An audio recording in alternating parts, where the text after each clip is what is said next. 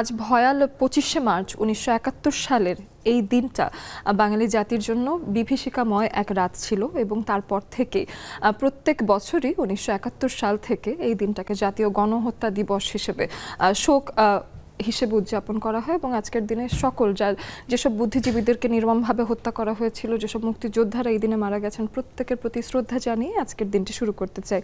আধার পেরিয়ে একটা সুন্দর বাংলাদেশের দিকে আমরা এগোনোর স্বপ্ন দেখেছিলাম তো সেই 1971 সালে এবং 26শে মার্চ স্বাধীনতার ডাক দেওয়ার পরে স্বাধীনতা দিবস পালিত হচ্ছে 1972 সাল থেকে প্রতি বছর এবং স্বাধীনতার 54 বছরের এই সময়টাতে এসে আমরা সুন্দর একটি বাংলাদেশ আধার পেরিয়ে নতুন বাংলাদেশ, নতুন আলো দেখা বাংলাদেশে পৌঁছতে পারছে কিনা সেই বিষয়গুলো নিয়ে আজকে আড্ডা দিতে চাই, কথা বলতে চাই এবং আজকে আমাদের বিষয় আধার পেরিয়ে। পুরো আয়োজন জুড়ে আমি অহনা তাসনিম খান আছি আপনাদের সাথে। সবাইকে স্বাগত জানাচ্ছি নেক্সাস টেলিভিশন লেডিস ক্লাবের আড্ডায়। আমরা দুজন বন্ধুকে ডেকেছি যাদের সাথে পরিচয় করিয়ে দিতে চাই আপনাদেরকে। শুরুতে আমাদের সাথে আছেন ইঞ্জিনিয়ার শাকিলা শারমিন সুজান, তিনি universal consultant, S creation, F commerce corporate. অনেক অনেক স্বাগত জানাই আজকের দিনে। নেক্সাস টেলিভিশন কর্তৃপক্ষ এবং অনুষ্ঠানের সাথে সম্পৃক্ত সবাইকে অনেক অনেক শুভেচ্ছা আমাকে আমন্ত্রণ জানাবার জন্য। আর অবশ্যই আজ ভয়াল 25শে মার্চ কালরাত্রি সকল শহীদদের প্রতি সালাম, শ্রদ্ধা এবং সমবেদনা এবং আগামীকাল 26শে মার্চ আগাম শুভেচ্ছা সবাইকে। তার পাশে আছেন জেসমিন নূর প্রিয়াঙ্কা, তিনি প্রতিষ্ঠাতা চেয়ারম্যান, প্রজাপতি ফাউন্ডেশন। স্বাগত জানাই লেডিস ক্লাবে। ধন্যবাদ নেক্সাস টিভিকে আমাকে এমন চমৎকার একটি দিনে বিশেষভাবে ডাকার জন্য। আর লেডিস ক্লাবের যেহেতু আড্ডা, সেহেতু আপনাদেরকে সবাইকে নারীদের প্রতি শ্রদ্ধা এবং ভালোবাসা জানাচ্ছি। সেই সাথে জানাচ্ছি সেই 1971 সালের এই ভয়াল এই রাত্রির 25শে রাত্রির ঘটনা, সে কালো ভয়াবহ দিনটির ঘটনা, যে দিনের কারণেই আজকে আমরা একটা সুন্দর সবুজ বাংলাদেশ পেয়েছি। সবাইকে, সকল শহীদ এবং সকল বাঙালি সেই সময়কার তেজস্ক্রিয় আমাদের যে কৃষক, শ্রমিক, ছাত্র যারা অকাতরে জীবন দিয়েছে তাদের প্রতি শ্রদ্ধা এবং ভালোবাসা জানাচ্ছি। আমাদের বন্ধুরা যারা দেখছেন আমাদেরকে টেলিভিশনে দেখছেন, আমাদের এই আয়োজন ফেসবুক পেজেও দেখতে পাচ্ছেন, নেক্সাস লাইফস্টাইল নামক পেজে, এবং সাথে ইউটিউব চ্যানেলেও আপনারা আমাদেরকে একই সাথে লাইভ সম্প্রচার হতে দেখছেন। তো সেই ক্ষেত্রে আমরা বলবো যে আজকে আধার পেরিয়ে আমরা নতুন বাংলাদেশ বিনির্মাণে অবশ্যই অনেকটাই এগিয়ে আছি এবং আমরা নতুন বাংলাদেশ বিনির্মাণে একটি পুরো জাতি ঐক্যবদ্ধ হয়ে এগোতে চাই। এখনকার বর্তমান জীবনে আমরা কিভাবে আসলে বাংলাদেশকে নিয়ে ভাবছি, নিজের দেশকে স্বাধীন করার পরে সেই স্বাধীনতা রক্ষার জন্য আসলে কি ভাবছি, সব কিছু নিয়ে আজকে কথা বলতে চাই। আপনারাও যে যার জায়গা থেকে জুমের আড্ডার মাধ্যমে যুক্ত হয়ে যাবেন। শুরুতে একটু সুজান আপুর কাছে আসি। ইউনিভার্সাল কনসালটেন্ট হিসেবে আছেন এস ক্রিয়েশনে, এই কাজের জায়গাটা এবং এই কাজটা এই সম্পর্কে একটু শুনি। জি, ইউনিভার্সাল কনসালটেন্ট এস ক্রিয়েশন, এটা অ্যাকচুয়ালি এফ কমার্স কর্পোরেটের একটা পার্ট। আসলে এটা আসলে আমরা এখন প্রযুক্তির দিক থেকে অনেক অ্যাডভান্স। আসলে সব কিছু আমাদের এই সেট, এই টেলিভিশনের সূচনা লগ্ন থেকে আমাদের প্রযুক্তির কিন্তু পথ চলা বিভিন্নভাবে এগিয়েছে। এখন হাতে হাতে মানুষের দোরগোড়ায় মুঠোফোন, সব কিছুতে কিন্তু আমরা প্রযুক্তির বাইরে আসলে নই। প্রযুক্তির ফিল্ডে একজন প্রকৌশলী হিসেবে বা এই ক্ষেত্রটিতে একজন নারী হয়ে আসলে চলার পথের অনেক বাধা বিঘ্ন, অনেক আধার পেরিয়ে আসলে এই পথটি পাড়ি দেওয়া এই পর্যন্ত আসা, এবং এখন অনেক চ্যালেঞ্জেস আসছে আরও আসবে হয়তো বা। আর এস ক্রিয়েশনটা আসলে অ্যাকচুয়ালি আমরা বোঝাতে চাচ্ছি ইনোভেশন, ইনভেনশন অর ক্রিয়েশন এই বিষয়বস্তুটাকে। কারণ এখন আমরা আসলে প্রযুক্তির বাইরে কিছুই না, অ্যাকচুয়ালি মোর অ্যাডভান্স আমরা। এবং আমরা এখন ইউনিভার্স বলতে আমরা বোঝাই প্রযুক্তি যখন নিয়ে আমরা কথা বলি তখন কিন্তু শুধু আমরা দেশের গণ্ডিটা নিয়েই ভাবি না, তার বাইরেও কিন্তু আমরা এখন বিশ্বের সাথে তাল মিলিয়ে it's more than world, actually universe. আমরা জানি যে নারী পুরুষ উভয়ই সবাইকে একসাথে এগিয়ে যেতে হয় কাজ করতে গেলে। তবে নারীদের বিচরণ কিন্তু অত্যন্ত প্রশংসার দাবিদার, শুধু দেশেই নয় বিশ্বের বাইরে। আমরা জানি মার্স রোভার চ্যালেঞ্জ, মঙ্গল গ্রহ যাত্রা আমাদের দেশের নারীরা কিন্তু বেশ অবদান রেখেছে। চন্দ্রগ্রহণে তারা প্রস্তুতি নিচ্ছেন এবং কিছুদিন আগে আমরা জানি সুনিতা, উনি মহাকাশ যানেও কিন্তু নারীদের একটি বিচরণ বিশেষভাবে লক্ষণীয়। তো সমগ্র বিশ্বে এখন কিন্তু আমরা তো আসলে আলাদা নই, আমরা বিশ্বের সাথে তাল মিলিয়ে এগিয়ে যাচ্ছি প্রযুক্তিগতভাবে। এবং এখানে শুধুমাত্র F commerce, e commerce corporate, আপনাদের মিডিয়া ইনভলভ আছেন। Media is also part of technological field and business, সব কিছু আসলে পার্ট অফ বিজনেস। এবং এই জায়গাটিও অনেক চ্যালেঞ্জিং একটি পেশা। এবং নারীদের কথাও যদি একটু বিশেষভাবে বলি, প্রতিটি ক্ষেত্রে তো আসলে আমাদের চলতে ফিরতে ঘরের থেকেই শুরু হয় বিভিন্ন প্রতিবন্ধকতা, প্রতিকূলতা, সেটি কর্মযজ্ঞেই হোক কিংবা পরিবার থেকেই হোক, চলার ক্ষেত্রেই হোক, সব ক্ষেত্রে। আগে তো ছিলই, এখন অনেক অ্যাডভান্স আমরা, তারপর আমরা আরও আশা করি প্রতিনিয়ত আমরা আরও প্রযুক্তিগত দিক থেকে এবং সব দিক থেকে আমরা সব নারীরা হাতে হাতে হাত মিলিয়ে তাল দিয়ে কাঁধে কাঁধে কাঁধ মিলিয়ে এগিয়ে যাব। তো এটাই আর কি আসলে আমার বিষয়বস্তু। আর এস ক্রিয়েশন এখানে আরেকটু বলে, আমি আইসিটি এসএমই ট্রেনার হিসেবেও আছি। সেটা আসলে এসএমই যারা এমএসএমই সিএমএসএমই যারা এন্টারপ্রেনিউরস উদ্যোক্তারা আছেন এবং ক্ষুদ্র কুটির শিল্প যারা উদ্যোক্তারা, স্পেশালি নারী উদ্যোক্তা পুরুষ আমরা উভয় ক্ষেত্রে নারীদেরকে বেশি ফোকাস করে করা হয়েছে, সেখানে তারাও কিন্তু এই প্ল্যাটফর্মটা ই কমার্স বলি আমরা বা এফ কমার্স, এখন সবকিছু সোশ্যাল সামাজিক হয়ে গেছে। এক্স্যাক্টলি, সামাজিক যোগাযোগ মাধ্যম, গণমাধ্যম, এখন আসলে কোনো কিছুই না খুব একটা আলাদা করবার সুযোগ নেই, সবকিছুই কেমন একটা সংমিশ্রণ কিন্তু ঘটে গেছে একেবারেই। শুধুমাত্র যে প্রকৌশলীরাই বা প্রযুক্তিবিদ যে প্রযুক্তির ক্ষেত্রে কাজ করছে তা কিন্তু নয়, কিন্তু অনেক মিলিত প্রচেষ্টা আসলে যে কোনো কাজে এনে ফেলতে আমার মনে হয় যে প্রয়োজন আছে। আরো শুনবো অবশ্যই। জাসমিন নূর প্রিয়াঙ্কা আপুর কাছে আসতে চাই, এবং তিনি প্রতিষ্ঠাতা চেয়ারম্যান হিসেবে আছেন ভীষণ সুন্দর একটি ফাউন্ডেশন, প্রজাপতি ফাউন্ডেশন। নামটার ভেতরে কেমন যেন মুক্তির একটা ছোঁয়া পাচ্ছি। প্রজাপতি ফাউন্ডেশনটা সম্পর্কে একটু শুনতে চাই আপনার কাছে। প্রজাপতি ফাউন্ডেশনটা মূলত নারীদেরকে নিয়ে কাজ করতে গিয়ে আমার এসেছে। আমি মানবাধিকার কর্মী হিসেবে অনেক দিন আছি। একটি মানবাধিকার কাউন্সিল নাম শুনেছেন হয়তো, ওটার সেক্রেটারি হিসেবে আজকে 2014 থেকে এখন পর্যন্ত আমি আছি। তো সেখানে পথ চলতে গিয়ে দেখা গেছে যে নারীরা প্রতিটা জায়গায় বাধাগ্রস্ত হচ্ছে। ওরা যতই আগাতে চাচ্ছে তাদের কোনো না কোনো কারণে অদৃশ্য পিছন থেকে ওদেরকে টেনে নিয়ে যাচ্ছে। মানে যখনই দেখা যাচ্ছে যে নারীরা কিছু একটা করে 70% চলে আসছে, ফ্যামিলি বা অন্য কোনো অদৃশ্যের কারণে সে 100% যেতে পারছে না, সে 70%-এর মধ্যেই সীমাবদ্ধ থাকতেছে। সেই দিক থেকে অনেক চিন্তাভাবনা করে দেখা যাচ্ছে যে নারীদেরকে জাগ্রত করার জন্য, সচেতন করার জন্য আমার এই প্রজাপতি ফাউন্ডেশনটা আমি প্রতিষ্ঠা করেছি। এবং এর মূল কাজ হচ্ছে যে আমরা যেখানেই থাকি না কেন আমরা সচেতনভাবে যতটুকু কাজ করব সচেতনভাবে করব। আমরা মাঠে কাজ করতে গেলে বাধাগ্রস্ত হচ্ছে, অনেক ফ্যামিলি মাঠে বেরোতে দেয় না, মানে 4 দেয়ালের ভিতরে থাকতে চায়। তো সেই 4 দেয়ালের ভিতরে থেকেও যে আমরা কিছু করতে পারবো, মানে সেই ভিতর থেকে জাগ্রত করা যে কিছু করো, তুমি নারী, তুমি ঘরে বসে সব করতে পারো, বাহিরেও পারবে। কারণ একটি নারী একটি সংসারকে পরিপূর্ণতা এনে দিতে পারে। একটি নারী যদি সঠিকভাবে পূর্ণতা এনে দিতে পারে তাহলে দেশ, জাতি সব কিছুই কিন্তু সুন্দর হয়ে যায়। তা আমরা কিন্তু সেই নারীকেই আমরা পিছনে রাখার চেষ্টা করছি, যে নারীরা পারছে না, যে কোনো কাজে গেলে বলে নারীরা পিছু পারবে না। অথচ সেই নারী কিন্তু সেই পুরুষদেরকে জন্ম দিয়েছে এবং সেই পুরুষকে যে একজন আদর্শবান পুরুষ হিসেবে সমাজে প্রতিষ্ঠিত করেছে এবং সমাজের সব জায়গায় তাকে আদর্শবান হিসেবে সামনে এগিয়ে নিয়ে যাচ্ছে। প্রত্যেকটা কাজের পিছনে, পুরুষের কাজের পিছনে কিন্তু নারী আছে, সেটা হোক তার মা বা তার ওয়াইফ বা তার ছেলে মেয়ে, এভাবে অনেককে দেখা যাচ্ছে যে পিছনে মূল কাজটা চালিকা শক্তি হিসেবে নারীকে দেওয়া হচ্ছে। তা আমি এখন এই প্রজাপতির মাধ্যমে চাচ্ছি যে তোমরা নেপথ্যে থেকো না, তোমরা সামনে চলে আসো। এই প্রযুক্তির যুগে আমরা সামনে যাব এবং আমাদের কাজগুলো আমরা আমাদের জায়গা থেকে করব।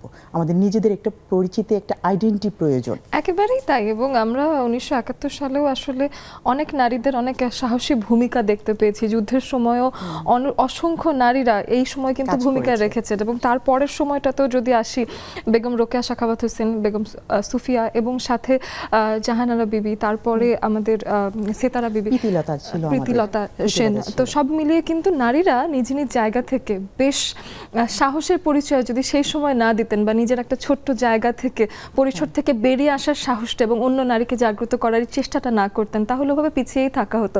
তেমনি আপনারা যেমন আপনাদের নিজ নিজ অঙ্গন থেকে যে আমি করলে আরো 10টা নারী কিন্তু এই জায়গাটা এসে এই কাজটায় সাহায্য করবে বা একটার মধ্যে অংশগ্রহণ করবে, তো এই প্রত্যেকটা নারী কিন্তু একটা জায়গা সূত্রপাত করে দিচ্ছেন। তো আধার পেরিয়ে আমরা আজ অনেক দূরই এসে পড়েছি, তাই না? 2025 সালে আমরা উদযাপন করছি সেই 1971-এ অসংখ্য ত্যাগের বিনিময়ে পাওয়া আজকের এই স্বাধীনতা। আগামীকাল আমরা স্বাধীনতা দিবসও পালন করব। তবে আজকের দিনটা বেশ মন খারাপের রাত হিসেবেই আমরা জানি, আমরা ভীষণ কালো রাত্রি হিসেবে এটাকে মানি এবং প্রত্যেক বছর এই সময়টা যদি সেই সময়কার কালো রাতটা মনে করি, আসলেই বুকে বেশ চাপা ব্যথা। কারণ এত বুদ্ধিজীবীরা সেই সময় হত্যাকাণ্ডের সাথে জড়িত হয়েছেন এবং তারা যে তাদেরকে হত্যা করা হয়েছে নির্মমভাবে, তো সেই ক্ষেত্রে আমরা কিন্তু অনেকটাই জাতিগতভাবে অনেক বছর পিছিয়ে গেছি, তাই না? তো সেই বিষয়ে একটু সবচেয়ে যেটা মনে করি মানে আজকের এই দিনটিকে সামনে রেখে যদি কথা বলতে চাই, তাহলে দেখবো আমরা নারীরা অনেক পিছিয়ে আছি। এখানে দেখা যাচ্ছে যে শহীদ অনেক সবাইকে, ছেলেদেরকে, পুরুষদেরকে বলা হচ্ছে যে উনি শহীদ হয়েছে বা উনি বীর মুক্তিযোদ্ধা, কিন্তু কোনো নারীকে কিন্তু বীর মুক্তিযোদ্ধা বলা হচ্ছে না। তখন যদি বলা হয় তখন তার পিছনে একটা ট্যাগ দেওয়া হচ্ছে। এই জন্যে কিন্তু এখন পর্যন্ত কোনো নারীকে বীর মুক্তিযোদ্ধা বলা হয়নি।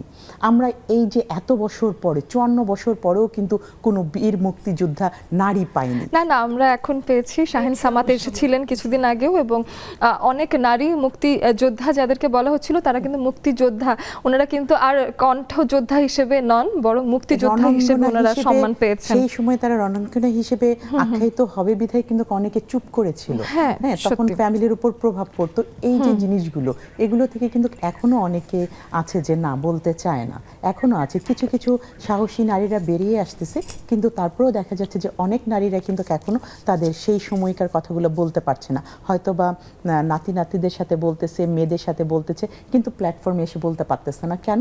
তখন বলবে ও তাহলে তোমার আম্মু রণাঙ্গনা ছিল। মানে এই যে একটা শব্দ বলবে, এই শব্দটার ভেতরেও কোনো না কোনো ভাবে একটু ভ্রুকুটি বা একটুখানি অন্য কিছু ইন্ডিকেট হয়। তো সেই ক্ষেত্রে আসলে অনেকেই নিজের পরিবারের এই সাহসী অংশগ্রহণটা এবং সেখান থেকে তার যে বেঁচে ফিরে এসে নিজেকে বাঁচিয়ে রাখার যে আরো একটা যুদ্ধ শুরু হয়, সেটাকে তারা মানে আমার মনে হয় রিকগনিশনটা দিতে পারছে না। শুধুমাত্র আমাদের এই ভাবনার পরিবর্তন আনার জায়গাটা এখন রয়েছে বলে আমরা শুনবো আরো। অবশ্যই এই দিনটা যেহেতু আধার পেরিয়ে নতুন দিনে আসার, এবং আমরা আধার পেরিয়ে সামনের দিনে আরো এগোতে চাই এবং আলোর পথ আরো অনেক যাওয়া বাকি। সবকিছু নিয়ে আড্ডা হবে, গল্প হবে, কথা হবে। আপনারা থাকবেন আমাদের সাথে। এ পর্যায়ে নিয়ে নিচ্ছে একটা বিরতি।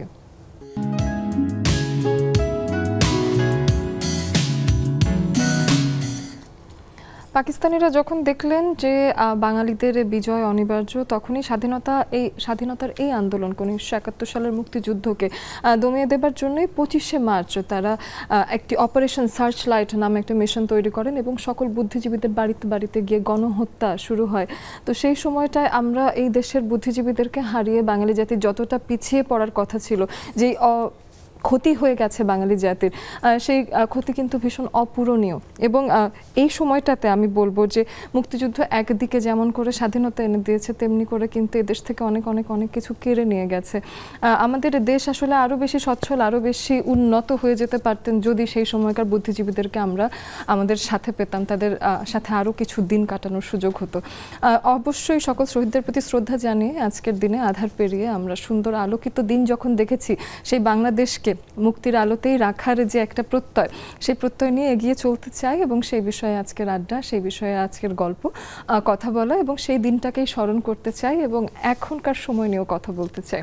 আমাদের স্ক্রিনে দেওয়া আছে জুমের আইডি এবং পাসওয়ার্ড, যেটা ফলো করে আপনারা এসে আমাদের সাথে আড্ডা দিতেই পারেন। এই সময় সুজান আপুর কাছে এসে আমি জানতে চাই যে নারীদের তখনকার সময় থেকে এখনকার সময়টা অনেকটাই পরিবর্তিত হয়েছে। তা আপনার কি মনে হয় যে what was the main role behind it, and কোন মুভমেন্টগুলোর কারণে নারীরা আসলেই আজকে এখন একটা ভালো অবস্থানে যেতে পেরেছে? আসলে ওই যে বললাম, প্রতিবন্ধকতা, প্রতিকূলতা সবসময় নারীরা এটা পেয়েছে চলতি পথে, চলার পথে। এখনও প্রেক্ষাপটটা হয়তো বা ভিন্ন। আমি যদি আমার কর্পোরেট সেক্টরে বলি, এখানেও আছে, যেখানে যদি প্রকৌশলীদের আলাদা করে ইঞ্জিনিয়ারদেরকে বলা হয়ে থাকে, নর্মালি যেটা মনে হয় যে এখানে আধিপত্য বিস্তার করে অনেক বেশি মেল ডোমিনেটেড একটা ফিল্ড, বিজনেস ওরিয়েন্টেড পিপল তারা ডমিনেট করতে চান। তো সেখানে একজন নারী প্রকৌশলী হিসেবে বা প্রযুক্তিবিদ হিসেবে সেই জায়গাটিতে নিজের কাজ করে অবস্থানটি তৈরি করা, সেটি যেরকম একটি চ্যালেঞ্জ ছিল। আপনি যেরকম শুরু করেছেন সেই বেগম রোকেয়া, হ্যাঁ, সেই সময়কার একটি চ্যালেঞ্জ। উনি যেই সূচনাটি, আমাদের যে পথ প্রদর্শক হিসেবে উনি একজন পথিকৃৎ হিসাবে কাজ করেছেন সেই আমলে।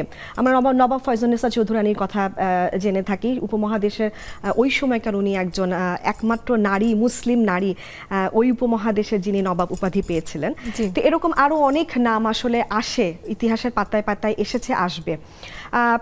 পরিবর্তনটা আসলে অবশ্যই আমরা যেহেতু আধার পেরিয়ে আমরা আলোকিত জীবনের কথাই বলি, আমরা সবসময় একটি পজিটিভিটির দিকে এগিয়ে যেতে চাই এবং অপটিমিস্টিক থাকতে চাই। অবশ্যই পিছিয়ে গিয়েছে, কারণ অনেক বুদ্ধিজীবী শহীদ, তাদের প্রতি অসম্ভব শ্রদ্ধা, সমবেদনা এবং হৃদয় ভারাক্রান্ত হয় আসলে সেই রাত্রিটির কথা চিন্তা করলে। গণহত্যা দিবস এটি আসলে কখনোই কোনো মানুষের, কোনো জাতির, কোনো বিশ্বের কারোর কাছে কাম্য নয়। ওনাদের প্রতি তো গভীর শ্রদ্ধা ভরেই আসলে স্মরণ করছি, তা না হলে হয়তো এখানে বসে এইভাবে কথা বলতে পারতাম না। সেই আলোকিত জীবনটিকে আসলে প্রত্যেকে নারী, সবার কথাই বলবো, পুরুষ একসাথে তাল মিলিয়ে এগিয়ে যেতে হবে সামনে। আরও যেন উজ্জ্বল একটি ভবিষ্যতের দিকে আমাদের সামনে এগিয়ে যেতে হবে। দেশ, জাতি, জীবন, ভবিষ্যৎ, বিশ্ব গড়ার ক্ষেত্রে ওই যে বললাম আমরা এখন বিশ্বনীয় না, আমরা নারীরা কিন্তু আসলে একটা সময় ছিল একটু তথাকথিত, যেমন আমার বাসায় আমি যদি একটু বলি, আমার ভাইও একজন ইঞ্জিনিয়ার, ও একটা কর্পোরেট লিডার, আমিও একজন ইঞ্জিনিয়ার। তো একটা সমতায়নের বিষয়টা ছিল, পরিবার থেকে এটা সূচনাটা করতে হবে। তারপরে তো চলতি পথে আরও যেটা একটা তথাকথিত গদ বাঁধা একটা ধারণা থাকে যে নারীরা বোধহয় একটা পরিবারে, ছেলেরা ইঞ্জিনিয়ার বা মেয়েরা ডাক্তার, হ্যাঁ এরকম, বা টিচার হবে বা ব্যাংকার হবে, একটা ডিসক্রিমিনেশন তখনই করে দেওয়া হয়। তো আই এম ব্লেসড আলহামদুলিল্লাহ যে আমি ওই জিনিসটা পাইনি, ওই ইকুয়ালিটির বিষয়টা হয়তোবা পরিবার থেকে একটা পরিবেশটা ছিল বলে হয়তোবা ওই চ্যালেঞ্জটা নিতে পেরেছি। কারণ সমগ্র বিশ্বে কিন্তু নারী প্রকৌশলীর খুব কম, হাতে গোনা, আমাদের দেশেও খুব কম, তার মধ্যে আবার কর্পোরেট সেক্টরও খুবই কম, তার উপর আবার অনেক প্রতিবন্ধকতা, সেটা আসলে সূচনা লগ্ন থেকে বলতে গেলে সেই কিছু প্রতিবন্ধকতা এমন করে আমাদের সাথে মিশে গেছে যেন এটাই আমাদের সংস্কৃতি। তো সেক্ষেত্রে প্রতিবন্ধকতা সংস্কৃতির অংশ হয়ে গেছে এমন করে যে আমাদের দেশের নারীরা এভাবেই চলে। তো সেই ভাবনা থেকে আসলে এমন একটা পর্যায়ে আমরা চলে এসেছি, এখান থেকে বেরিয়ে যাবার সুযোগও তেমন নেই, কারণ এভাবেই আমরা বড় হয়ে উঠেছি। আসতে চাই জেসমিন নূর প্রিয়াঙ্কা আপুর কাছে এবং তার কাছে এসে জানতে চাই যে প্রতিবন্ধকতার জায়গাটা আসলে আপনার ক্ষেত্রে কেমন? আলো দেখেছিলেন শুরু থেকেই নাকি আধার পেরিয়ে আলোতে আসতে হয়েছে? না, ওরকম আসলে আপনি যেটা বলছেন, আমার ভাগ্যটা ভালো যে আমার বাবা একজন আর্মি অফিসার ছিলেন, ওনার মনটা অনেক উদার ছিল বিধায় আমি সবসময় বাবার কাছে থেকেই আমার পৃথিবীটা আমি আমার বাবার চোখ থেকেই প্রথম দেখেছি। যার ফলে দেখা যাচ্ছে যে সেই বাধাগুলো আমার কখনো আসেনি, কিন্তু বাধাগুলো যখন আমি নিজে যখন একটু চলতে শিখেছি তখন আমি অনেক বাধা পেয়েছি। যখন বাবার কাছ থেকে একটু সরে গিয়েছি তখন দেখা গিয়েছে যে আমি যে নারী সেটা সমাজ আমাকে বুঝিয়ে দিয়েছে যে তুমি একজন নারী।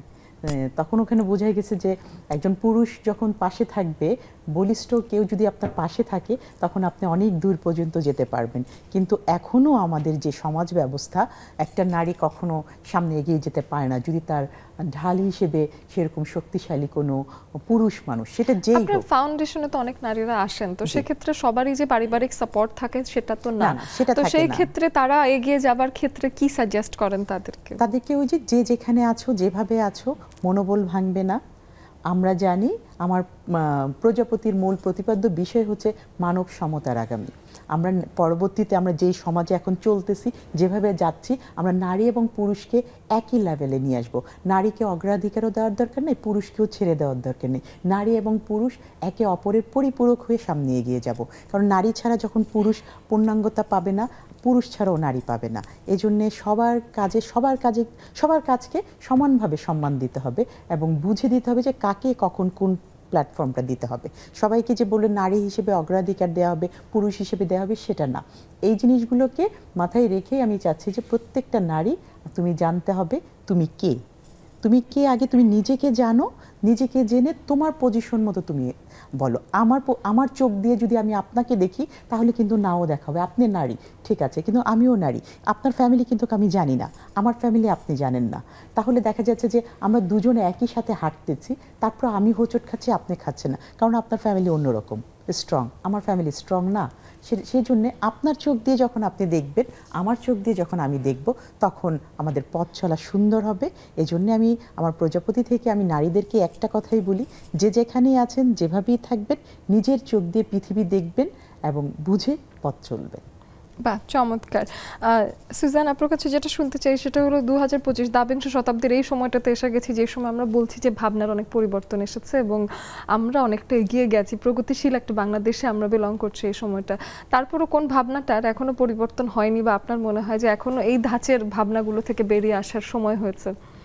আসলে ওই যে বললাম, মানসিক চিন্তা ভাবনাটা আসলে মেন্টালিটি যেটাকে বলে, মানুষের এখনো কিছু মনস্তাত্ত্বিক পরিবর্তনের প্রয়োজন আছে। এটা নারী পুরুষ উভয়, শুধু পুরুষদের না, নারীদের ক্ষেত্রেও নারীদের প্রতি আছে মনস্তাত্ত্বিক চিন্তা ভাবনা, নিজের গণ্ডি পেরিয়ে নিজেকে বের হয়ে আসার যে একটা প্রবণতা, নিজেকে আগে নিজে সাহায্য করতে হবে। আমি আরেকটু যেটা বলছিলাম যে আমরা কিন্তু আসলে শুধুমাত্র সেনাবাহিনী, এয়ারফোর্স, আর্মি, নেভি, এই ক্ষেত্রে আমরা নারীর বিচরণ দেখতে পাই। জার্নালিজম, আপনাদের মিডিয়াতে আপনারা উপস্থাপিকা, প্রত্যেকটি ক্ষেত্রে কিন্তু চ্যালেঞ্জিং পেশা নারীদের জন্য। কোনো কর্মই আসলে কিন্তু ছোট করে দেখবার সুযোগ নেই। হ্যাঁ, এবং এখানে যারাই প্রত্যেকটি কাজ, প্রত্যেকটি নারীর, একজন মা যিনি 24/7 জব, হ্যাঁ, এটা ওনার জন্য, এটা ওনার গুরু দায়িত্ব। প্রতিবন্ধকতা আসলে ঘুরে ফিরে হয়তোবা কিছু কম বেশি একই, ক্ষেত্রটি হয়তোবা একই, তবে অনেক এগিয়ে গেছে নারীরা। প্রযুক্তিগত ব্যবহার সেটা তো হবেই, যুগে যুগে তাল মিলে সেটা একটা জনস্রোতে পরিবর্তিত হয়ে যায়। আমরা এখন বাংলাদেশ 2.0 কথা বলি, সেটা আসবে, সময়ের সাথে পরিবর্তিত হবে। তবে মানুষের মনস্তাত্ত্বিক পরিবর্তন এবং গ্রহণ করবার যে সব কিছুকে সহজে গ্রহণ করে নেবার এবং একত্রে কাজ করবার, বলে না work together, united with stand and divided we fall, এই জিনিসটা আসলে একত্রে কাজ করবার মনোমানসিকতাটা থাকাটা খুবই বাঞ্ছনীয়। এবং আমার বাবা, উনিও উনি একজন ইকোনমিস্ট, ঢাকা ইউনিভার্সিটি, এবং এরপর বিভিন্ন মন্ত্রণালয়, সরকারি পর্যায়ে কাজ করেছেন। লাস্ট উনি রিটায়ারমেন্টে গিয়েছিলেন ডিফেন্স মিনিস্ট্রি থেকে, মানে প্রতিরক্ষা মন্ত্রণালয়। এটিও দেশ রক্ষার কথা বলে। আমার মাও একজন, উনি এস ক্রিয়েশন, বেসিক্যালি ওনারই একটি ব্রেইন চাইল্ড। উনি গত হয়েছেন 1 বছর 4 মাস হলো, ওনার আত্মার মাগফিরাত কামনা করছি। আমাদের পরিবারেও অনেক মুক্তিযোদ্ধা আছেন, ওই সময়কার কথা বলে অনেক আবেগাপ্লুত হতে হয়। তারপরও মন খারাপ আছে, তার মধ্যেও অনুপ্রাণিত হয়ে সামনে ওই যে আলোকিত জীবনের পথে আধার পেরিয়ে এগিয়ে যেতে হবে। অবশ্যই এগিয়ে যাব আমরা, এবং এই আড্ডাও সেভাবেই চলমান থাকবে। তবে একটি বিরতির সময় হয়ে গেছে, নিয়ে নিচ্ছি একটা বিরতি।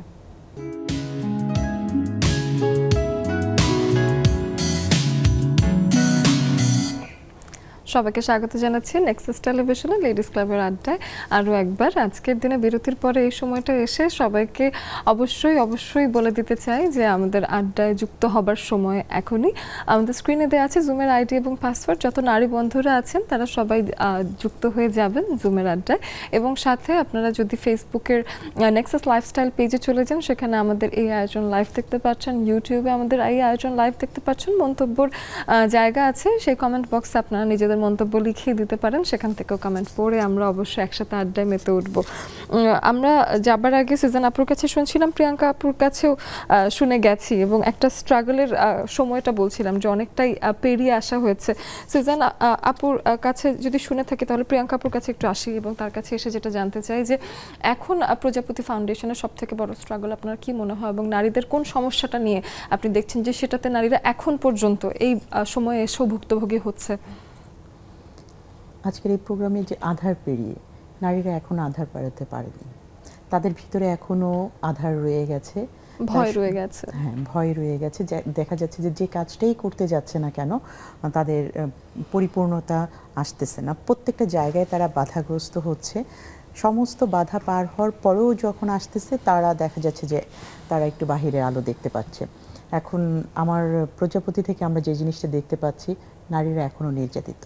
সবচেয়ে বড় প্ল্যাটফর্ম যেটা আমি দেখি সেটা হচ্ছে নারীরা এখনও নির্যাতিত, সংসারে এখনও তারা দুমড়ে মুচড়ে যাচ্ছে। ঘরের ভিতরে, চার দেয়ালের ভিতরে তারা কেঁদে মরতেছে, কিন্তু গেটে যখন গেটটা খোলা হবে, গেট নক করা হয়, গেটের সামনে যে সুন্দর একটা হাসি মুখে বলে যে ভাবি ভালো আছি, কিন্তু সেই ভালোটা কিন্তু দরজাটা বন্ধ করে দিলে সে আর থাকছে না। তো এই জিনিসগুলো থেকে এখন আমরা বেরিয়ে আসতে পারিনি। এইগুলো থেকে আমাদের বেরিয়ে আসতে হবে।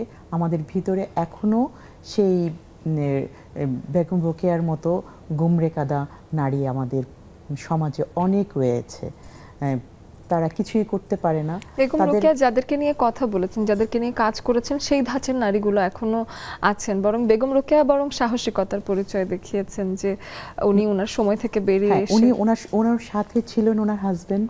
আমি সেটা কিন্তু প্রথমেই আপনাকে বলেছি, আপনি যে কোনো কাজ করতে গেলে আপনার সেটা থাকতে হবে।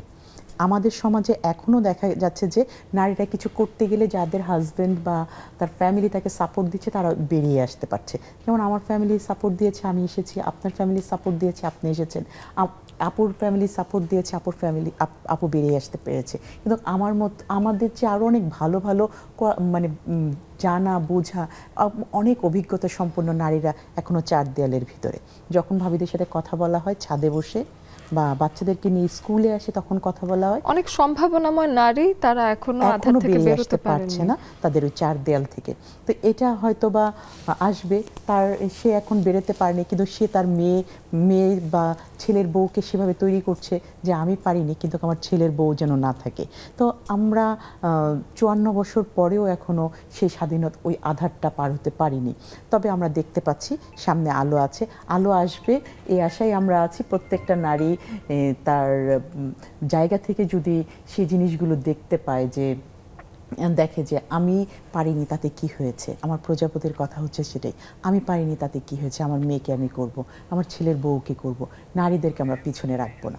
তো এভাবেই তৈরি করতেছি, হয়তোবা অনেক সময় লাগবে, তবে পথ চলছি আর কি, নতুন আলোর উদ্দেশ্যে আমরা পথ চলছি, সামনে যাওয়ার চিন্তা আছে। বাহ, শারমিন সুজান আপুর কাছে আসতেছি। আপনি বলছিলেন আপনার কাজের অঙ্গনে প্রকৌশলী নারীদের সংখ্যা ভীষণ কম, তো সেই ক্ষেত্রে আশেপাশে অনেক পুরুষ কলিগ এবং এই সব ভিড়ের ভেতরে আপনার কি একলা বোধ হয়েছে কখনো, বা শুধুমাত্র নারী হবার কারণে কোনোভাবে মনে হয়েছে যে আপনি ভালোভাবে সুযোগ পাচ্ছেন না, বা কোনো প্রকার কোনো অসুবিধা বা অসঙ্গতি কখনো ফেস করেছেন কিনা? আসলে অসঙ্গতি ফেস করেছি, এটা আসলে অস্বীকার করার কোনো সুযোগই নেই।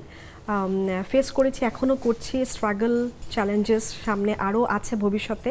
বাট ওই যে ভেতর থেকে গাঁটছড়া বাধা ছিল, হয়তো এটা আমি আমার মাকে, ওনাকে আমি স্মরণ করছি, এই যে বলেছি যে এসক্রিয়েশন ওনারই ব্রেন চাইল্ড, উনিও in fact women welfare association world renowned একটি, উনি এটার সাবেক সভাপতি ছিলেন, উনি একজন উইমেন এন্টারপ্রেনিউর, উদ্যোক্তা এবং লিডার ছিলেন। তো ওই যে ভেতর থেকে একটা যে সবসময় তাড়নাটা বোধহয় ওভাবেই তৈরি করে দেয়, এটা আমি সবসময় ওনাকে আমি স্মরণ করব, ওনার আত্মার মাগফিরাত কামনা করছি। কারণ ওই গাঁটছড়াটা ভেতরে ছিল, কারণ প্রতিবন্ধকতাটা এত বেশি ছিল। যেমন আমার শুরু হয়েছে আমার কিউবি থেকে, আমরা জানি যখন বাংলাদেশে প্রথম ওয়াইম্যাক্স টেকনোলজি লঞ্চ করে কিউবি বাংলাদেশে, তখন আমরা যখন যারা জয়েন করি সবাই mostly all of them are men, খুবই গুটিকতক নারী ছিলেন। তো সেখানে প্রতিযোগিতা করে অসঙ্গতি তো অবশ্যই ছিল, স্বাভাবিক। এই কাজটি একটি ছেলে একটু বেশি ভালো পারবে, হয়তো বা নারীটিকে একটু আসলে অবজ্ঞা বা হেয় বা যেটাই হোক, মানে একটু বেটার করতে পারবে, নিজেকে একটু সুপিরিয়র ফিল করলো। এক্স্যাক্টলি, এটা একেবারে তথাকথিত। এই যে বললাম মনস্তাত্ত্বিক পরিবর্তনটা আসলে জরুরি, কারণ হচ্ছে এটা এখনো আছে, আমরা কাজ করছি, চেষ্টা করছি, কনসিয়াসলি যে করছে তাও না, বাট ওই যে মাইন্ডসেটটা ভাবে তৈরি হয়ে গেছে ওইভাবে। হ্যাঁ, তো তখন আসলে চ্যালেঞ্জটা ভেতর থেকে আরো বেশি, যে না পজিটিভলি, যে অপটিমিস্টিক ভাবে নিয়ে এটা আমাকে, এবং আলহামদুলিল্লাহ ওই সময় আমি তখন বেস্ট গ্লোবাল কর্পোরেট ইঞ্জিনিয়ার হই, তখন ওই সময়টায় আমার সুযোগ হয় করার।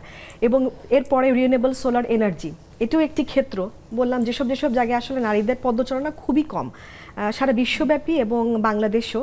আপাও বলছিলেন যে ওনার প্রতিষ্ঠানের কথাও যদি ধরি, আসলে প্রতিটি ক্ষেত্রেই বোধহয় ওই যে কম বেশি একই রকমই চিত্র।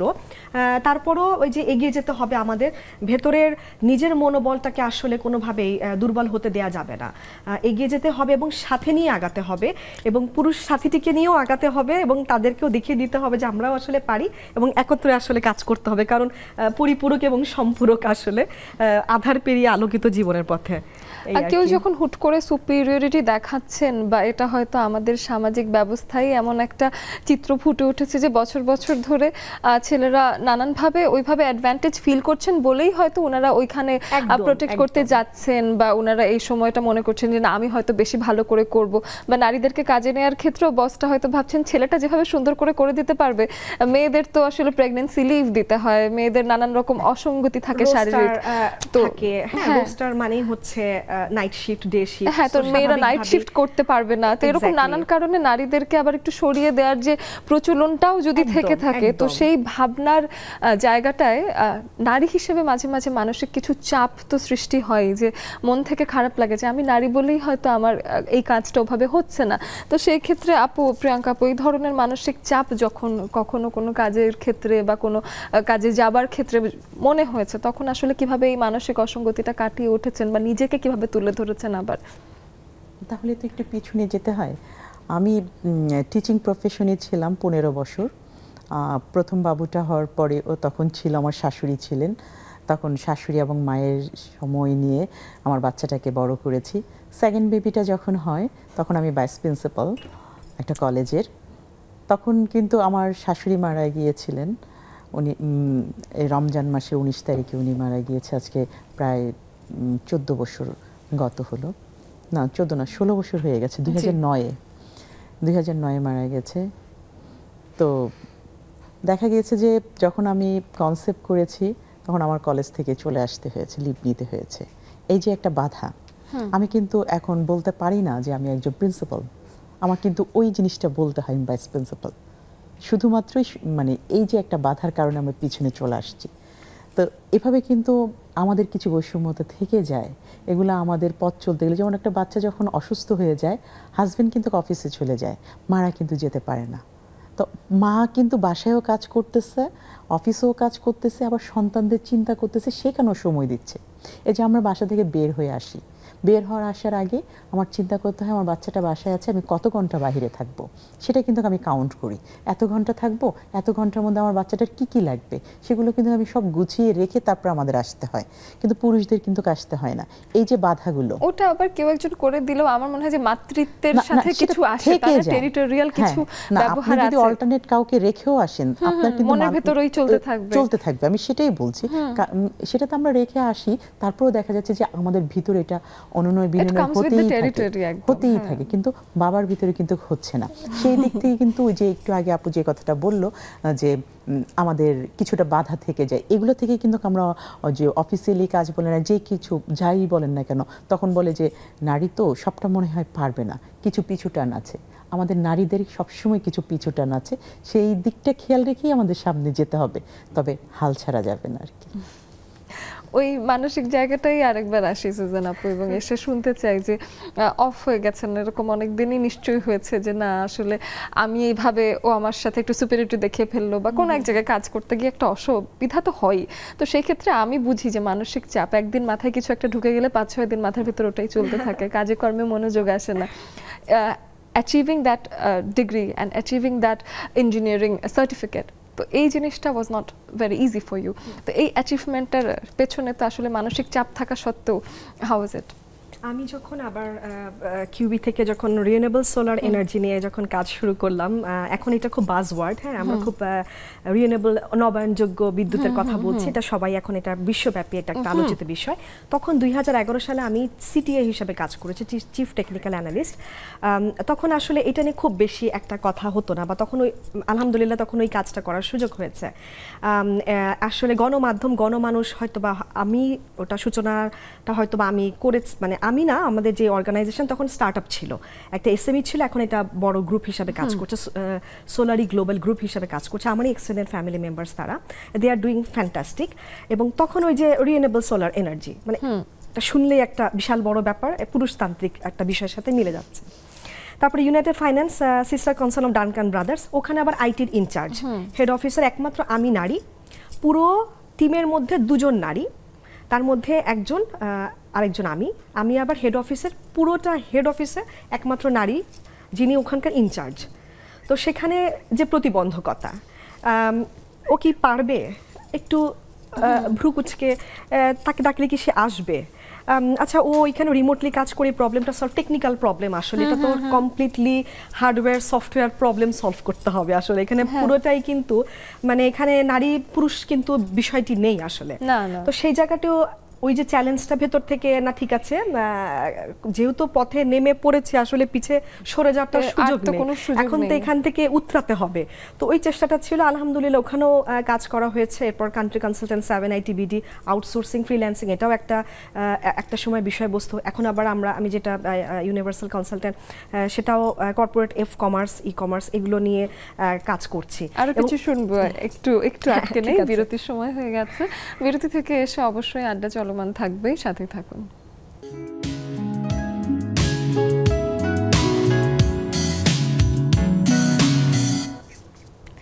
আধার পেরিয়ে আলোর দিকে আমরা নারীরা এখন বহমান, এবং আলোর দিকে যাওয়া ছাড়া আর তো কোনো বিকল্প পথ নেই, কারণ এখন প্রতিযোগিতামূলক একটি সময় চলছে এবং কোনো নারী ঘরে বসে থাকাতে এখন আর বিশ্বাসী নন। আমরা যদি একটু পেছনে ফিরে যাই এবং অনেক নারীর ত্যাগের সাথে অনেক মুক্তিযোদ্ধার ত্যাগের কথা মনে করি, অনেক বুদ্ধিজীবীদের ত্যাগের কথা মনে করি, 1971 সালের সেই কালো রাত্রির সেই সময়টা মনে করতে না চাইলেও বারবার কিন্তু সেই ত্যাগের কথা মনে করতে হলো। শ্রদ্ধা ভরে এই সময়টাকে স্মরণ করতেই হবে এবং অবশ্যই শ্রদ্ধা ভরে বুদ্ধিজীবীদের সকল ত্যাগকে স্মরণ করতে চাই এবং আজকের দিনে তাদের প্রতি অনেক অনেক বিনম্র শ্রদ্ধা। আমাদের সাথে অনেক জন চলে এসেছেন যারা কিনা আমাদের সাথে জুমে যুক্ত হয়েছেন এবং আমরা এসে একটু দেখতে পাচ্ছি হাসিনা আপু আছেন, মিষ্টি আপু আছেন, আমাদের সাথে ফারহানা নার্গিস আপু আছেন। শুরুতেই হাসিনা আপুর কাছে যেতে চাই এবং তার কাছে এসে জানতে চাই যে আধার পেরিয়ে এখন নারীরা অনেকটাই মুক্তি পথযাত্রী হয়েছেন এবং আমার মনে হয় মুক্তিগামী হয়েছেন। তো সেই ক্ষেত্রে আপু পরিবর্তনের কোন বিষয়টা এখনো আমরা খেয়াল করছি না বা এই ধাঁচের পরিবর্তনগুলো আসা উচিত, এটা নিয়ে একটু শুনি হাসিনা আপুর কাছে। হাসিনা আপু,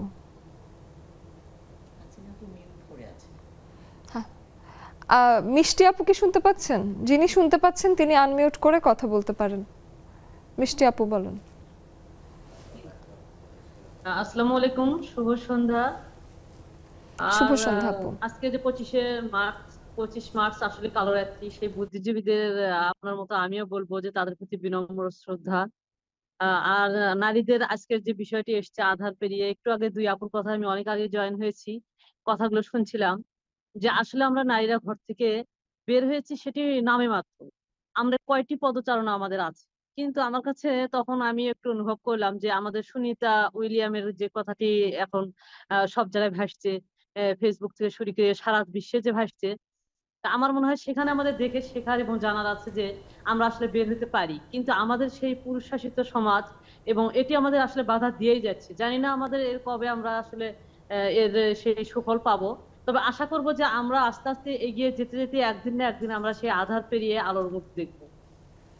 অনেক ধন্যবাদ আপু, খুব সুন্দর করে বললেন এবং একজন শিক্ষকের কাছ থেকে আলোর বার্তা শুনতে ভালো লাগে এবং এই শিক্ষার আলো আপনি আপনার ছাত্রছাত্রীদের মাঝেও ছড়িয়ে দেবেন তেমনটাই প্রত্যাশা আমাদের সবার। ফারহানা নার্গিস আপু একজন মা এবং একজন অবশ্যই আলোর পথযাত্রী এবং একজন মাই আসলে সন্তানকে আলোর দিকে নিয়ে যেতে পারেন। তা আপু একজন ছেলেকে রেস করছেন এবং অনেক ক্ষেত্রেই দেখা যায় যে একজন মা একজন সঠিক ছেলেকে বড় করতে পারলেই সেই ছেলেটি সামনের দিনে আরো আলো দেখাতে পারেন অসংখ্য নারীকে। তো সেই ক্ষেত্রে আমি জানতে চাই যে আধার পেরিয়ে আলোর পথে কতটুকু যাওয়া হলো ফারহানা নার্গিস আপু। আসসালামু আলাইকুম ওয়া রাহমাতুল্লাহি ওয়া বারাকাতুহু। ঠিক বলছেন, আমার ছেলেকে আমি সবসময় মানে শিখাইছি বড় ছোট থেকেই যে তুমি যেখানেই যাও সব নারীদেরকে সম্মান করবা। ও বাসে যায়, ট্রেনেতে যায়, যেখানেই যাক ও কিন্তু যখনই দেখে কোনো মহিলা ওর সামনে আসছে দাঁড়াইছে ওর সাথে সাথে উঠে যায়, ওকে বসতে বলে। সে হোক মানে তার বয়সী হোক, বাচ্চা হোক, বৃদ্ধ, সে মহিলা দেখলেই উঠে যাবে, তাকে সিট ছেড়ে দিবে। আর ওর ঠিক লম্বু তো, তারপরে মাথায় বাসের মাথা বাড়ি খায়, তারপরেও সে কিন্তু মানে সেটা কেয়ার করে না, ও হচ্ছে এগুলা করে। তারপর দেখা যাচ্ছে যে চলার পথে হোক বা বাসায় হোক সবসময় আমাকে সাহায্য করার চেষ্টা করে, আলহামদুলিল্লাহ। আবার আমিও চেষ্টা করি যে তাকে সেই রকমভাবে গড়ে উঠাবার, কারণ একটা মা, একটা নারী, একটা মেয়ে সব পারে, অনেক কিছু হ্যান্ডেল করতে পারে, কারণ বাসা থেকেই কিন্তু বাচ্চাদেরকে সেই যেভাবে শিক্ষা দিব, সে ছেলে হোক আর মেয়ে হোক, সে সেভাবেই কিন্তু গড়ে বা তার মধ্যে হয়ে যায়। তারপরেটা যেটা হবে না সেটা তো আল্লাহর কাছ থেকে ভবিষ্যতের কথা, কিন্তু বাসা থেকে বীজ, বাসা থেকে সব চেষ্টাটাই সবার জন্য এখান থেকে কিন্তু করতে হয়। এটাই হচ্ছে সবচেয়ে মূল কথা, যে মেয়েদেরকে আঘাতটা পাওয়ার পরেও মেয়েরা কিন্তু সব জায়গায় সাকসেস, আলহামদুলিল্লাহ। এটাই মেয়েদের জন্য বড় একটা প্রায়োরিটি, যে তারা পারে, তারা করে, চেষ্টা করে, তারা লেগে থাকে, সব জায়গায় তারা চায় আলোকিত হতে। ধন্যবাদ, আসসালামু আলাইকুম। অনেক ধন্যবাদ আপু। এবং এই যে সুন্দর একটা ছেলেকে বড় করা এবং পারিবারিকভাবে ছোটবেলা থেকেই বাচ্চাদেরকে সংযত হতে বলার একটা শিক্ষা, আমার মনে হয় যে অনেক সময় বলা হয় নারীদেরও সংযত হতে হবে, না হলে ছেলেরা সংযত থাকবে না। কিন্তু যদি একটি পরিবারে ছেলেরা সঠিক শিক্ষা না পায়, সেই ক্ষেত্রে যদি পুরো পৃথিবীর সকল নারী সংযত হয়ে যান, তারপরও কিন্তু দেশে অনাচার, অবিচার এবং যত রকম অঘটন ঘটছে চারিদিকে সেটা চলতেই থাকবে। তো সংযত হওয়া আসলে এটা একটা মিলিত প্রচেষ্টা, এবং এখান থেকে দায়ভার সরিয়ে নেয় এবং শুধুমাত্র নারীদেরকে সংযত করতে আসার যে প্রচেষ্টা, সেটা একেবারেই বেমানান।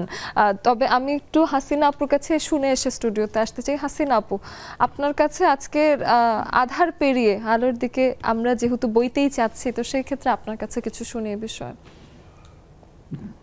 আসসালামু আলাইকুম আপু, শুভ সন্ধ্যা। অনেক ধন্যবাদ, অনেক সুন্দর একটা বিষয় আপু। আধার পেরিয়ে আমরা কিন্তু আসলেই একটু একটু করে অনেক, আমি বলবো অনেক আলোর দিকে চলে আসছি। আমাদের মা খালাদের ওই আমল যদি আমরা একটু ভাবি, চিন্তা করি, আবার আরেক দিক চিন্তা করলে কিন্তু আমরা ঠিকই আলোর দিকে এগিয়ে আসছি, কিন্তু অনেক আধার আমাদেরকে কিন্তু ঢেকে ফেলতেছে। তো এই আধারগুলি যে ঢেকে ফেলতেছে, যে অলরেডি ইবা নার্গিস আপা বলে গেছে, বাচ্চাদের যে শিক্ষাটা, এটা নৈতিক শিক্ষাটা হচ্ছে কিন্তু পরিবার থেকেই চলে আসে আপু। যে যত কথাই বলুক, পরিবার থেকে যে যেভাবে মানুষ হবে না, ওই শিক্ষাটা ওরা কখনো ভুলতে পারে না। তবে খুব কম আছে যে বাইরের পরিবেশ দেখে, বা আমি কোথাও কোন স্কুলে ভর্তি হয়েছি, কোন অফিসে জব করতেছি, কাদের সাথে মিশতেছি, এটাও একটা অনেক বড় একটা ফ্যাক্ট আপু। তো বন্ধু বান্ধব গুলা বলো, আত্মীয় স্বজন গুলা বলো, ভার্সিটি বা স্কুলের আমার যে যাদের সাথে আমি পড়াশোনা করব, ওই পরিবেশটাও কিন্তু বাচ্চাদের উপর অনেক একটা বড় একটা ইফেক্ট পড়ে। কিন্তু তারপরেও যদি সেই বাচ্চাটা মানে পরিবার থেকে নৈতিক শিক্ষাটা পেয়ে আসে, সঠিক শিক্ষাটা, যে আমার বোনকে আমি যতটুকু শ্রদ্ধা করি, আমি রাস্তায় বের হইলে ঠিক ওই আমার রাস্তার যে কোনো একটা নারীকে আমি সেই অতটুকু সম্মানই করবো, অতটুকু শ্রদ্ধাই করবো। তার মানে ওরা আমার কেউ বোন, কেউ মা, কেউ বউ, কারো কারো খালা, চাচি, নানি, এরকম। কিন্তু আমাকে মাথায় রাখতে হবে যে এরাও আমার পরিবারেরই একজন। কারণ আমার পরিবারের একজন যদি আজকে বাইরে গিয়ে একটা আধারের সম্মুখীন হয়, আধার মানেই কি আমার জীবনটা কোনো কারণে অন্ধকারে বিচ্ছিন্ন হয়ে গেল আলো থেকে, এটাও কিন্তু একটা বিশাল বড় একটা আধার। যে ওই মানুষটা কিন্তু তার ঘুরে দাঁড়াইতে অনেক সময় লাগে, এবং তার দাঁড়াইতে হলে তার পাশে সেই পজিটিভ মানুষগুলো লাগবে, পজিটিভ চিন্তা ভাবনাগুলি লাগবে, তা না হলে আরো দুর্বিষহ হয়ে যায় আপু তখন ওই জীবনটা। একেবারেই তাই আপু, অনেক ধন্যবাদ তিনজনকে। এবং আমরা একটু স্টুডিওতে ফিরে আসি, একেবারে শেষ মুহূর্তেই চলে এসেছি। সুজান আপুর কাছে এসে জানতে চাই যে একেবারে কোনো একটা পরিবর্তন যার জন্য আসলে জাতিগতভাবে সবাইকে আহ্বান করতে চান, এমন কিছু দিয়ে শেষ করি। হ্যাঁ, সবাইকে আসলে আবারও শুভেচ্ছা জানাতে চাচ্ছি। আমাদের এই নেক্সাস টেলিভিশনের সাথে সম্পৃক্ত সবাইকে, যারা দর্শক শ্রোতা এবং যারা জুমে কানেক্টেড ছিলেন। আধার পেরিয়ে অবশ্যই আমরা আলোকিত জীবনে আলোর কথা বলি, আমরা সূর্যের আলোর মতো আলোকিত হতে চাই, এবং সেই জন্য অনেক পুড়তে হয়। আবুল কালাম আজাদ একটি কথা বলেছিলেন যে সূর্যের মতো আলো ছড়াতে হলে আসলে আগে নিজেকে পুড়তে হয়। তো পুড়ে পুড়েই আমরা নারীরা আসলে আলোই ছড়াচ্ছি। শুধু প্রযুক্তি, আমি একজন ইঞ্জিনিয়ারের পাশাপাশি আমি আবার ব্র্যান্ড ক্রিয়েটার এবং মার্কেট বিল্ডার হিসেবেও কাজ করেছি ঢাকা ইউনিভার্সিটিতে, মার্কেটিং ডিপার্টমেন্টে। ওখানে শিক্ষকতা করারও আমার সুযোগ হয়েছে আলহামদুলিল্লাহ। তখনও দেখেছি ওখানেও একটি শুধু প্রযুক্তি ইঞ্জিনিয়ারিং ক্ষেত্রেই না, marketing, market builder, brand creator হিসেবেও সেখানেও আছে নারীদের প্রতিবন্ধকতা। সো উদ্যোক্তা হিসেবে এসএমই, এমএসএমই, সিএমএসএমই, সর্বক্ষেত্রে সব কিছুর ঊর্ধ্বে মানুষের, আপনি যেটা বলছিলেন দৃষ্টিভঙ্গির পরিবর্তন, সবার আসলে এটা হচ্ছে সর্বপ্রথমে মনস্তাত্ত্বিক পরিবর্তন। এই সব কিছুকে ঊর্ধ্বে ছাপিয়ে আমরা আসলে সামনে আলোকিত জীবনের পথে এগিয়ে যেতে চাই। এটাই সবার প্রতি শুভকামনা। সবাইকে অনেক অনেক শুভেচ্ছা। আসসালামু আলাইকুম। জেসমিন নূর প্রিয়াঙ্কাপুর কাছে সর্বশেষে নেক্সাস টিভিকে আবারও শুভেচ্ছা জানাচ্ছি, অভিনন্দন জানাচ্ছি এত সুন্দর একটা প্ল্যাটফর্ম আমাদেরকে দেওয়ার জন্য। আর আমাদের সাথে যারা যুক্ত হয়েছেন, যে আপুরা আছেন, তাদের কথাগুলো শুনলাম, খুবই ভালো লাগলো। আসলে আপু সত্যি কথা, যে যেখান থেকে আমরা যে শিক্ষাটা পাই, যার সাথে মিশি, যে সঙ্গটা আমাকে সাথে থাকে, এটাই হচ্ছে বড় বড় বিষয়। যেমন আজকে আমি এখানে আসার পর অনেকগুলো আপুর সাথে নতুনভাবে পরিচিত হতে পেরেছি, ওনাদের কাছ থেকে সুন্দর সুন্দর কথা শুনেছি যেগুলো আমার জীবনের সাথে অনেক দূরে নিয়ে যাব কথাগুলোকে, পথ চলতে পারবো ওনাদের কথাগুলো প্রেরণা নিয়ে সামনে। তো এরকম প্রত্যেকটা মানুষই পথ চলতে হবে, সঙ্গ বুঝতে হবে যে আমি কার সাথে মিশবো, এটা হচ্ছে বড় কথা। আর সবশেষে আমি একটা কথা সবসময় বলে থাকি, আমার প্রজাপতিত্ব আমি বলে থাকি যে আমি একজন নারী শুধুমাত্র আমার হাজবেন্ডের জন্য, আমি মা শুধুমাত্র আমার সন্তানের জন্য, আমি সন্তান কন্যা শুধুমাত্র আমার বাবার জন্য, আর পৃথিবীর সবার জন্য আমি একজন মানুষ। অনেক অনেক ধন্যবাদ দর্শক বন্ধুরা যারাই আমাদের সাথে ছিলেন। আজকের দিনটা আমরা আধার পেরিয়ে আলোর দিকে উদযাপন তো করতেই যাচ্ছি, তবে এই দিনটার কথা ভুলে গেলে চলবে না। কালো রাত্রিকে আমরা স্মরণ করতে চাই এবং সবাইকে অগ্রিম মহান স্বাধীনতা দিবসের শুভেচ্ছা জানিয়ে বিদায় নিচ্ছি এখানে।